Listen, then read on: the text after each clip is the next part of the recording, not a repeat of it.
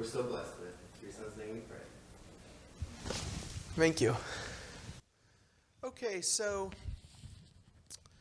let me just give you the short overview of what we did last week and what I would like to happen today. I'm not quite sure how today is going to go. It kind of depends upon if people want to share or have a conversation about this. It's kind of an uncomfortable conversation. Somebody doesn't like to talk about these things normally. But this is the best way that I know to explain what this is about. In the police academy for 6 months, we sat down and we studied books. And it was, this is the Constitution and you can't do this. And this is our policy and you can't do this. And it was just that. It was books. And then, I don't know, I would assume in lots of ways, I don't know what this is like for you all in your own experience in the workplace or whatever, but I learned that in books for 6 months, and then stepped out onto the street my first night on the job, and it was like, none of this is what I learned for the last 6 months. Like, it's all different. People are not acting in the way that they're supposed to act, and when I do the things that I'm supposed to do, they laugh in my face. Like, I just can remember, like, so many times where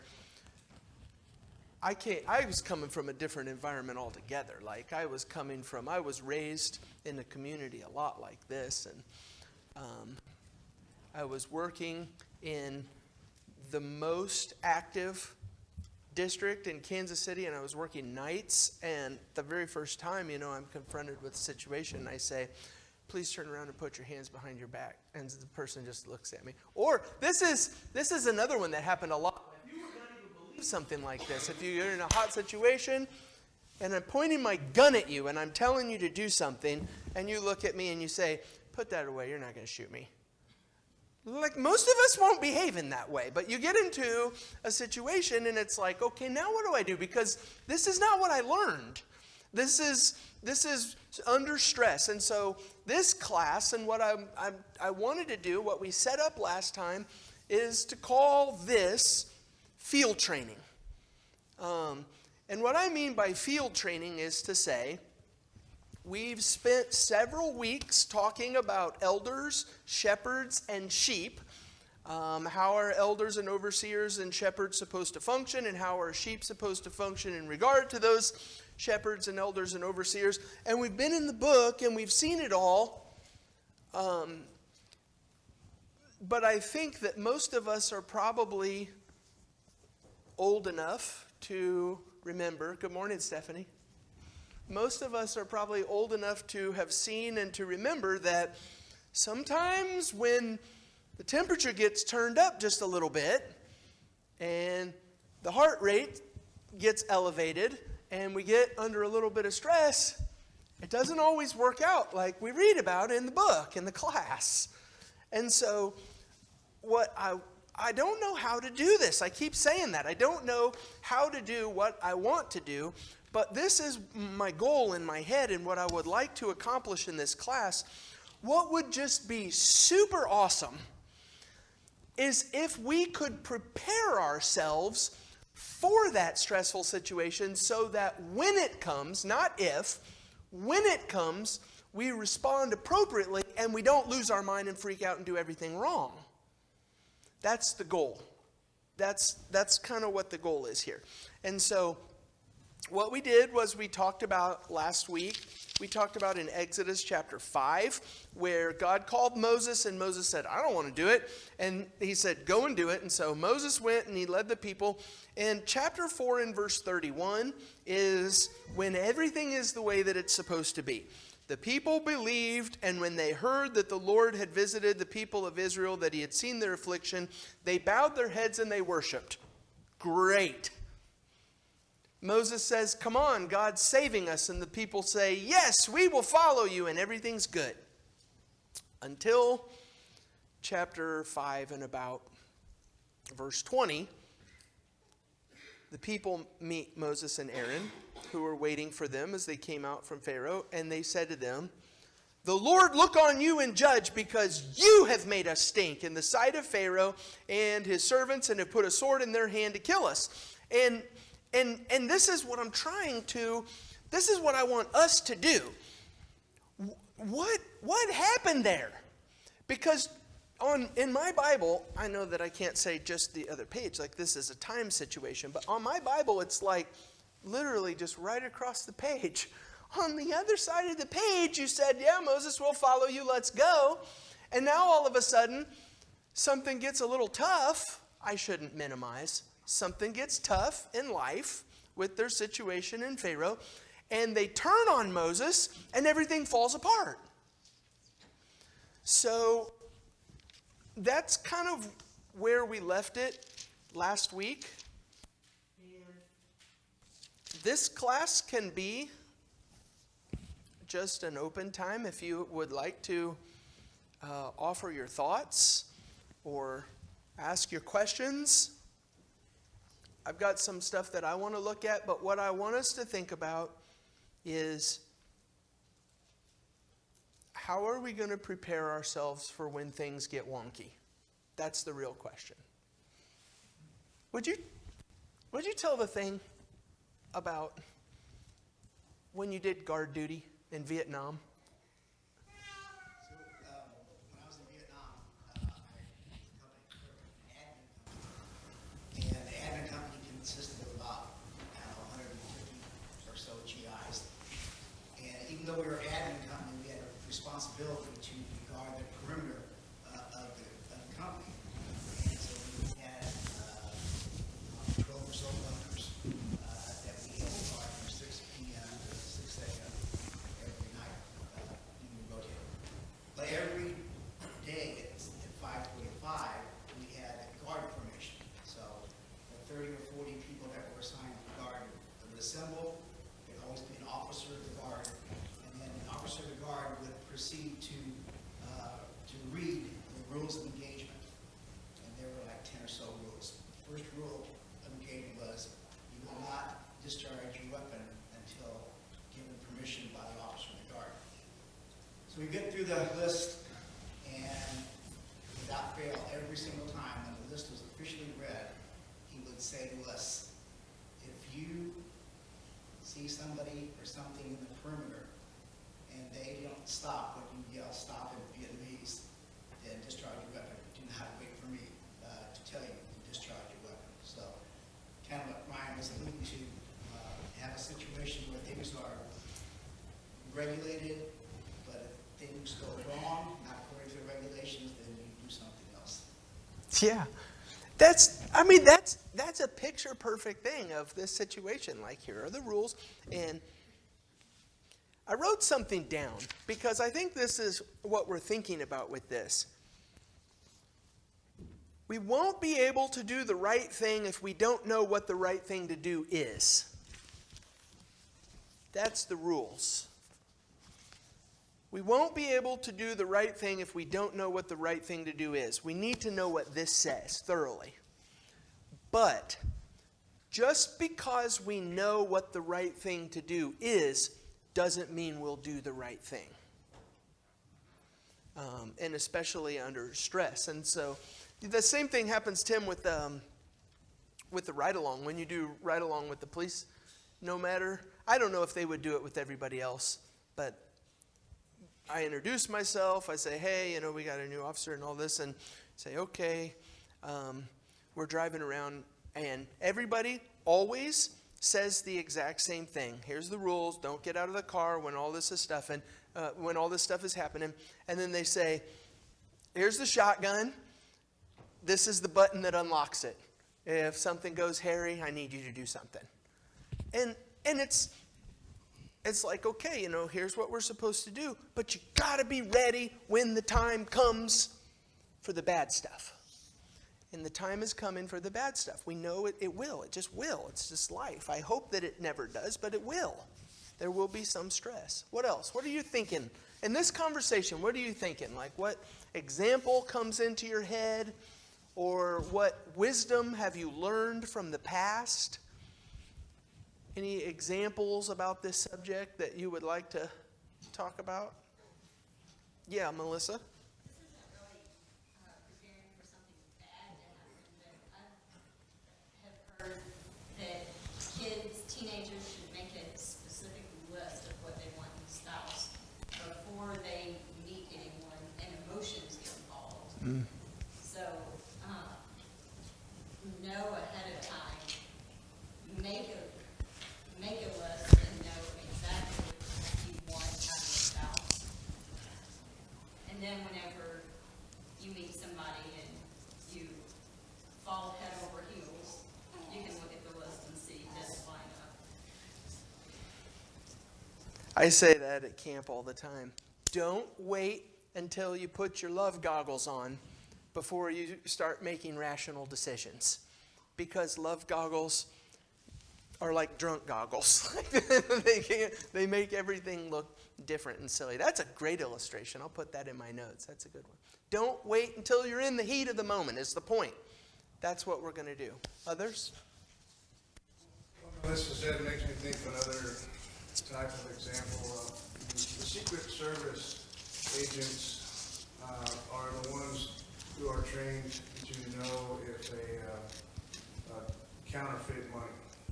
And the way they train to know if a, say, $100 bill is counterfeit is they don't study all the ways of which one can be counterfeit.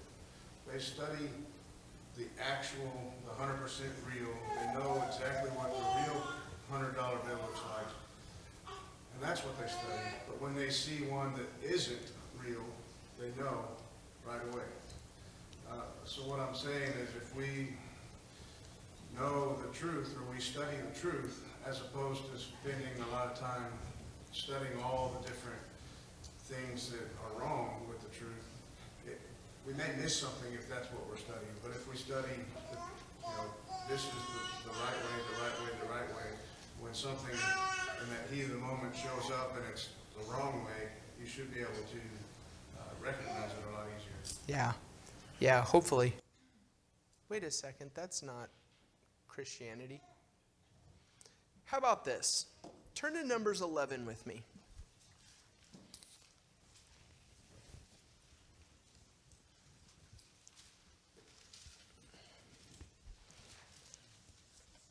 Of all the examples that I wrote down of, so what I did was I went through Exodus, mostly, not much of Leviticus, but Exodus and Numbers and some of Deuteronomy. And I wrote down all the places where there was some sort of an issue that popped up. And almost always the issue was it involved Moses in one way or another, because Moses was leading the people. And so a lot of the times the issue was, we don't have any water. And we need water. Our kids and our animals need water. And so those were problems. And we don't have any food. And we need food. But of all the ones that I read through, this is the one that really... So I say this to you, I say, what are your examples? What are the things that you think of and the experiences that you have? What are the things that come into your mind? Numbers 11 is the one that brings out the things in my mind, and most of them are not good.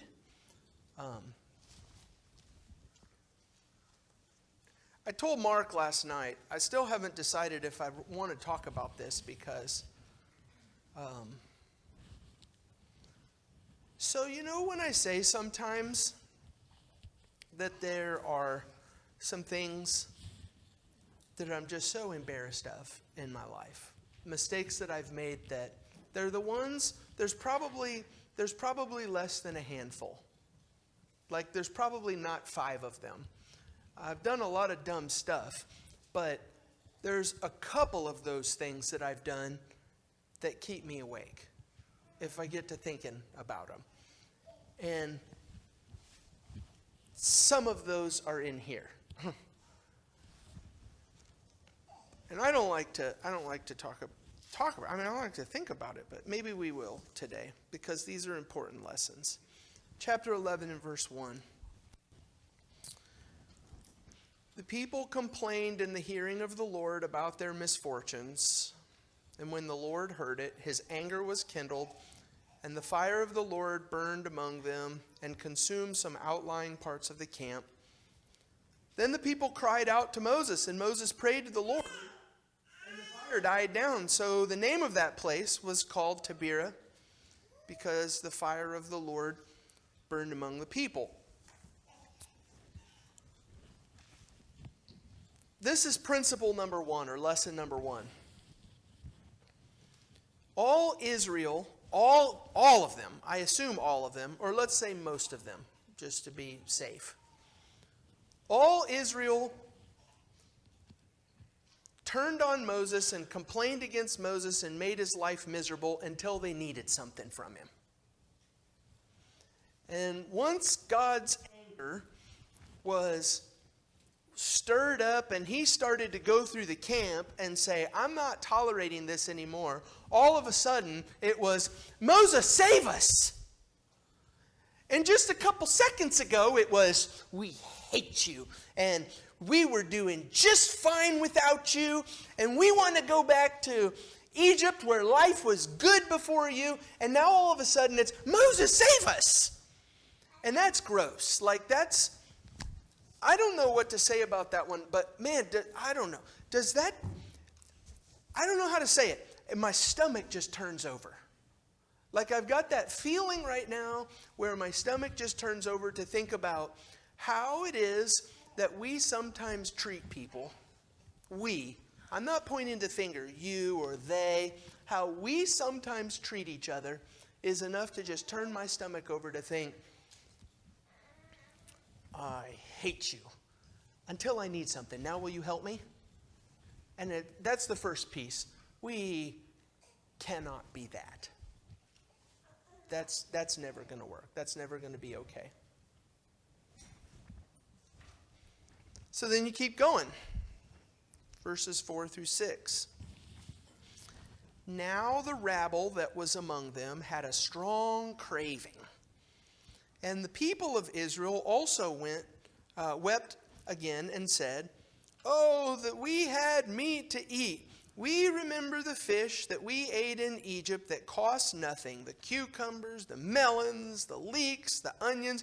It kind of seems like maybe they're not having an accurate memory of what life was like in Egypt. Because that's not the way that I read Exodus chapter 1. Oh, life was so good. We had plenty and our bellies were full and garlic, but now our strength is dried up and there's nothing but this manna to look at. Two things come from this one. Number one, where did the trouble come from? Read it real carefully. In the first part of the verse, verse 4, where did the trouble come from? The rabble. There's always an instigator. And in the Bible, they're referred to as rabble. Or sometimes in the book of Judges, they're referred to as worthless men. Or sometimes in the book of Proverbs, they're referred to as a fool. But there's always an instigator. And the thing that I think about with this one, with the rabble, as we think about this situation, is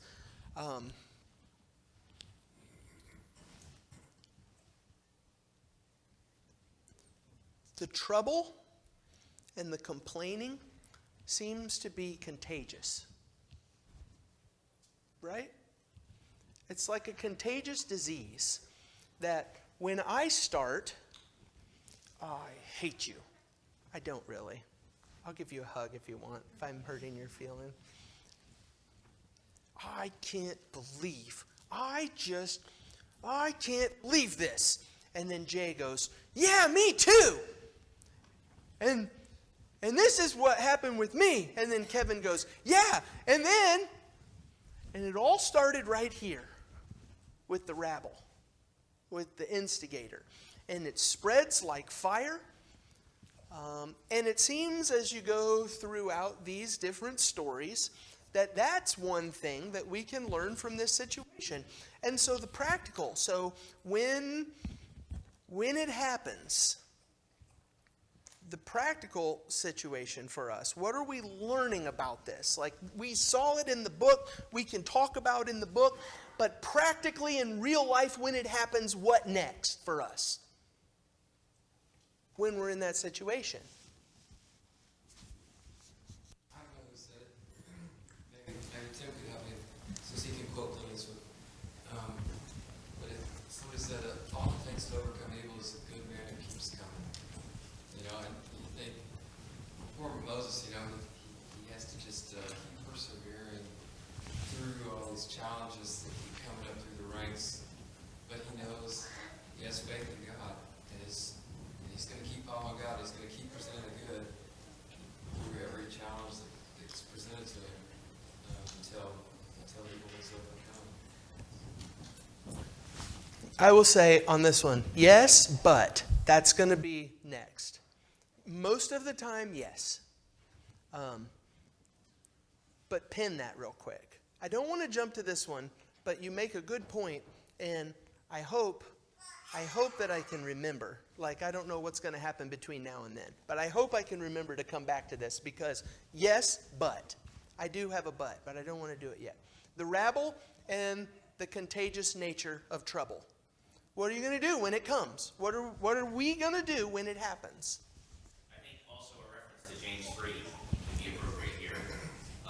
See how great a forest a little fire kindleth. I think that's one of the most important lessons is when I'm feeling aggravated or frustrated or hurt or like things are going wrong or like somebody did me wrong, before I say anything about it, it's much better to step back and reflect. Wait, what's really going on here? For example, with the children of Israel, right? Okay, what's really going on here? Okay, we're out in the wilderness and we don't have to worry about food. You know, and not, we don't have all the meat and stuff that we might have sometimes had in Egypt. We don't have to worry about food. We are being fully taken care of. Right? That's when you step back and you say, okay, I would like some meat, but you know what? I'm blessed. Yeah. So let's build on that just a second because that is a major part of this story. In verse 4 it says, the rabble that was among them had a strong craving. And we know that the craving theme is a major part of this story because when you turn the page in my Bible, when you come to the end of chapter 11, and the end of this story is wrapping up. In verse 34 it says, therefore the name of that place was called Kibroth Hattava because they buried the people who had the craving. So the craving is we've got enough, but we're not happy with what we have and we want more. And so it seems to be that I said there's two things that we can learn from this particular section of text. The first is that there's an instigator and that our complaining and our trouble is contagious. The second is that, at least in this situation, the source of trouble was not really trouble. It was a lack of contentment, and we want more and more and more. We have this craving. And that kind of takes us to a kind of person who, I mean, this is entirely subjective, but there is a kind of person that I have interacted with through the years who is just never happy no matter what. And there's always got to be something. That's this rabble that we're talking about. I was trying to figure out how to weave this in, and then you set me up really well. 'Cause in James 4, he asks the question, what causes quarrels and what causes fights among you? And so it seemed like a good place to go, and he said, is it not this that your passions are at war within you, and you desire and you don't have, and you covet and you cannot obtain, so you fight. And it's this exact picture of what you're painting, of someone who just always wants more, who's never content, who's never okay to just be in the background or to say, this didn't go my way, but that's okay. And like his end admonition is to humble yourself and to stop being so proud. And I would say to stop thinking that you're the center of the universe, because that seems to be what's at the core of a lot of these issues. Yeah. Yeah. So, yes, I have one practical thing that I'm taking away from this. And I would like to think that I've learned it before now, but it's just beat into my head, especially listening to you talk.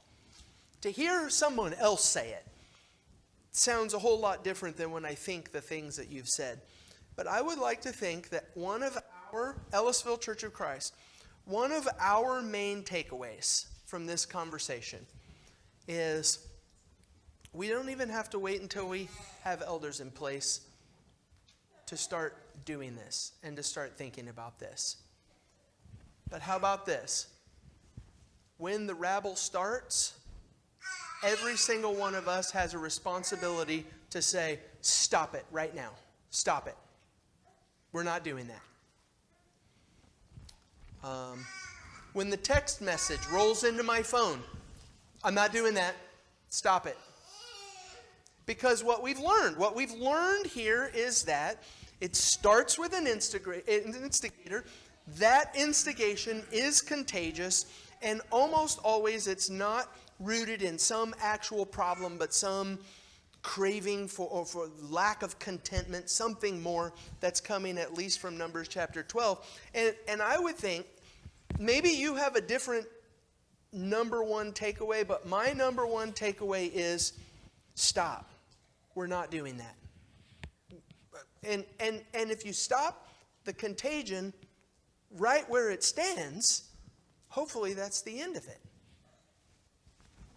This is probably a rhetorical question, but I thought about this when, because I think of, you were saying the rabble, and they knew of other things. They obviously were aware of other food that exists. God had given them other food in Egypt. Is it out of the question to think that potentially they could have humbly gone to God and say, hey, we're grateful, we love this, we're happy what you've done. Is it possible that we could have leeks and that we could have garlic and that we could, did anybody ever ask? Do you know, I don't know the answer to your question, but I'll tell you what I think of with your question is they probably didn't have to ask because God said, that's where we're going. Just come with me, and we're going to that. So the problem was the complaining, or they would have had it already. Yeah, that's a great, yeah. In complaining about what they didn't have, they prevented themselves from getting it. How about that? Others? Got one? Steve? I think one of the biggest potential struggles here is that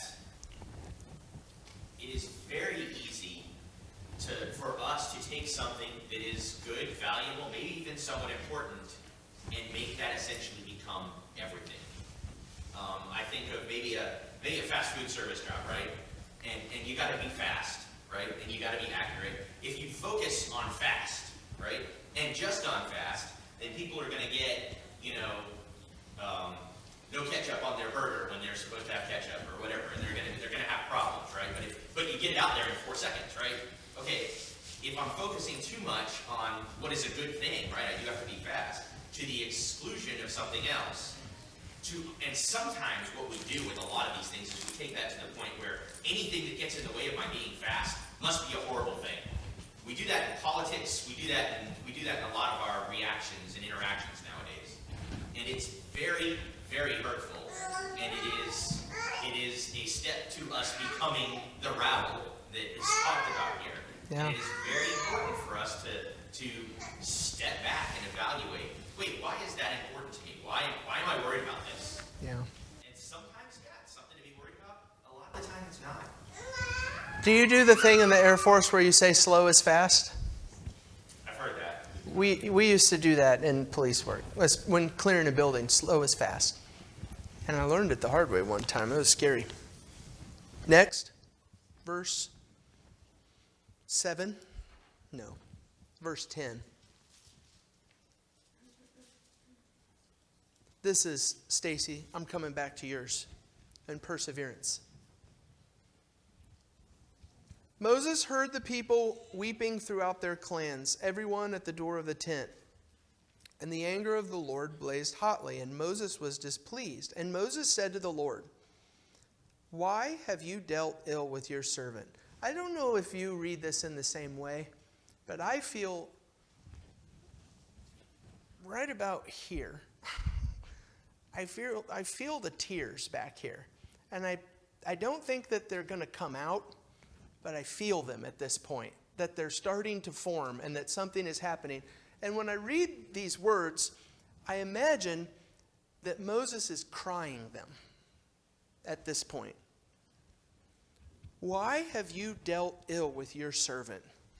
And why have I not found favor in your sight, that you lay the burden of all this people on me? Did I conceive all this people? Did I give them birth, that you should say to me, carry them in your bosom, and as a nurse carries a nursing child to the land that you swore to give to their fathers? Where am I to get meat to give all this people? For they weep before me and say, give us meat that we may eat. I am not able to carry all this people alone. The burden is too heavy for me. If you will treat me like this, kill me at once, if I find favor in your sight, that I may not see my wretchedness. I would think that verse 14 is worth underlining or highlighting or doing something in your Bible with it. I am not able to carry all this people alone. The burden is too heavy for me.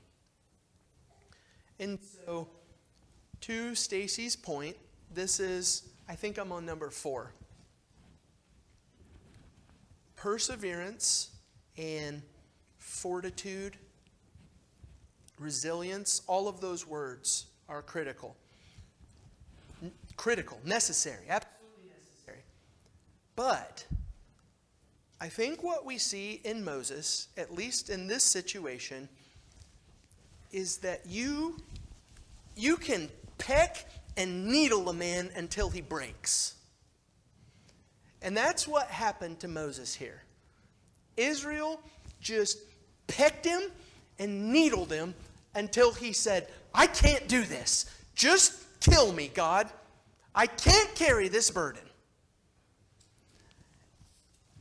And I would think that it's easy, from my perspective, to point at you and to say, you just need to be stronger. But I think one of the things for us to learn about from this text is that there are people among us, I hate to say it, and I'm not thinking of one in particular, but this is just life, and we need to be aware of it. This is field training and real life stuff. There are people among us, and have been among us, who will peck and needle a man until they destroy him. And there's nothing left, and he can't do it anymore. And he says, the burden is too heavy for me, I can't do it anymore. And I'll stop here for a second to hear what you are thinking about this. But having watched it happen more than once, and having lived as the son-in-law of an elder that it has happened to, I've come to a spot where I have almost no patience for this anymore. And you can call it a flaw. Like you can say, Ryan, you just need to be more patient with this. And I kind of am at a spot where I say, not with this, not any longer. I'm almost at the point of saying this is the worst kind of person who pecks and needles a man until he destroys that person. Jay, I'll stop. I have no solutions, but I just wanted to relate this to something. in our neighborhood, as many, if you live in a subdivision, many neighborhoods have an HOA. When you do that, you have to pay dues or fees. There's certain things you have to pay every year. Then the lawn gets mowed, maybe there's monuments, maybe you have a sprinkler system, all that stuff needs taken care of. Well, if somebody doesn't pay, eventually other things will happen to them. They get fined, they can potentially go to court over it. If their fees incur to a certain percentage of their home, they can lose their home because they haven't paid these fees. Some things like that in our neighborhood, where the point was made that, and Paul is on the board now, I was years ago, and I encountered the same sort of thing. Invariably, there's probably one or two homeowners who can't seem to pay their fees, and that affects everyone else. And the comment was, well, why can't we do this, or why can't we do that? And then the HOA board would say, we don't have all of the fees. Everybody hasn't paid for what they need, or we'll take care of the fence or the whatever that needs to be taken care of. So with that said, people would invariably say, who is it? We will publicly shame them. We'll do whatever it is to make this happen, which, is horribly wrong. Next thing you know, there's pitchforks and the bull and fire and that sort of thing. So it's understood and it's illegal to give out that information.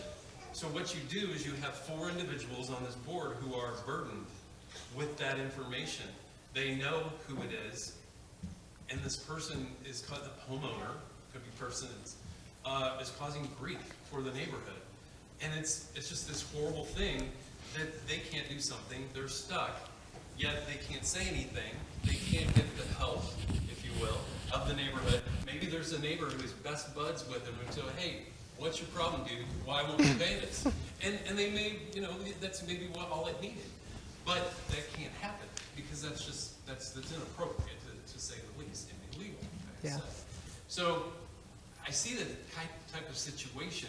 It's just like a very small situation that I would kind of relate to an eldership and dealing with, I've got this thing going on, but I can't say anything. And this person is causing so many problems and is reverberating through the congregation. They don't even know the details. They don't know what's going on. What a mess. And how do you handle that other than the person who's doing it stop doing it? Yeah. I guess ultimately to your point. Yeah. Yeah, and I mean, that really is a problem. I will move. I think I saw some other hands. However, let me do this last point because it tags onto this, and then we can finish up with conversation. In verse 16,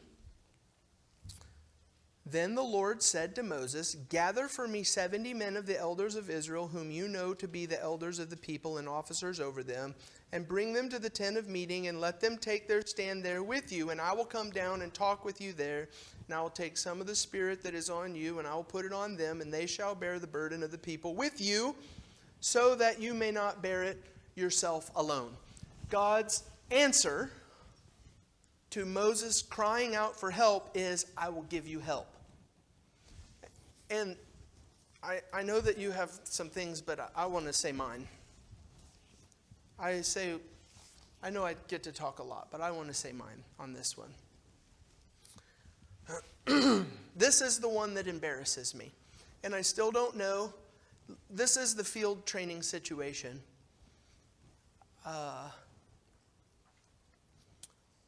So, I'll just tell you like a practical situation. A couple years ago, we had elders who were pecked to death. And while the pecking was happening, some of it was for everybody to see and some of it was not for everybody to see. But while the pecking was happening, I sat in my chair and I didn't know what to do. And I thought, this is the field training, like, what do I do? What do I do right now? How do I do this? And I remember thinking, throughout the whole situation, I remember sitting there thinking to myself, this isn't right, but if I stand up and say something, I'm only going to make it worse. Like, then we're just going to devolve into madness. And so, it's a bad situation. I know it's not right, but I don't want to say anything because I don't know what to say, and if I do, I'll make it worse. And that is one of my handful of things that, now that I'm thinking about it and preparing this class and working into this class, this is the thing that's kept me awake the last couple nights as I lay in bed, because it's fresh in my mind and I think about it. And I feel so ashamed of myself and so embarrassed that I sat quietly and watched good men be pecked to death and didn't do anything about it. And one of my takeaways, I think, has been, I will never sit quietly and watch a good man be pecked to death again. And maybe I'll handle it wrong in the other direction. But I won't make the same mistake and sit quietly. So that's mine. What are your takeaways here? We have two things worth talking about here. Israel broke a good man, and God solved the problem by giving Moses people to help share the load. What I would love to think is that we all see ourselves as that. People whose job it is to share the load. What do you think? I think we've got a couple minutes left. I'll be quiet. Stacy? I like that God gave us multiple ways of solving problems coming up. Like, you look at how he treated the problem when they complained about the bread. All we have is man, never be. When he responded to that problem, he said, okay, I'll switch you to just total meat. See how you like that. Right? Yeah, they're sick of that. They wanted manna. So there's one way to solve a problem. Listen to the people's complaint, make a huge change, but overdo it so they can see things weren't so bad the way they had it, and they want to go back. That's one way. But then another way, have people put in place that can take those complaints and give somebody authority to address those complaints, to work closer with people and go, have some give and take, to listen to their problems. So they know they have somebody to go to with authority to do something about it. Yeah. Yes, that's another way to solve people's problems. So multiple ways, and you go through this, everything that's going on with Israelites, and you can see God gives multiple examples of how to deal with problems, and you can see which ones work the best. Yeah. And I would think that is just intimately tied up in our first conversation about, and even in this situation, it's the elders. And I think we talked about this. The idea of an elder is somebody who is older and wiser and more experienced, maybe to see these different roads, rather than somebody who doesn't. Same thing with our kids. I mean, all three kids that I have are different. You got to do something different with all of them. Well, you didn't do that with him when he was a little. It's because he's a different person. All right, I think the bell rang. Next time what we'll do is we will start to move into some biblical teaching about New Testament subjects. Like we've been talking about big principles, big concepts, and field training. I hope that you think about this field training, and I hope you start to think about, okay, when things get hairy, this is how I'm going to respond. I hope you start thinking about that now. Next week, we'll start to get into some of the New Testament things that probably most of you just were expecting from the start of this study. So we'll finally get there. All right. Thanks for your participation this